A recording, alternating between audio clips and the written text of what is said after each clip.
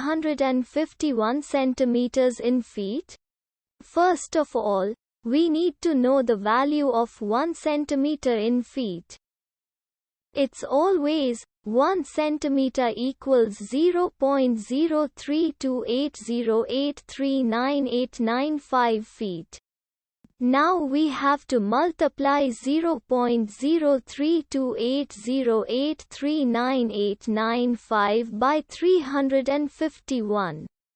Therefore, 351 centimeters times 0.03280839895 feet equals 11.5157480314 feet.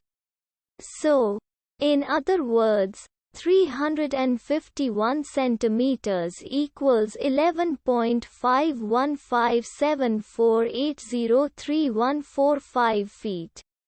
We hope you have enjoyed this video. Please like and subscribe to our channel for more videos like this.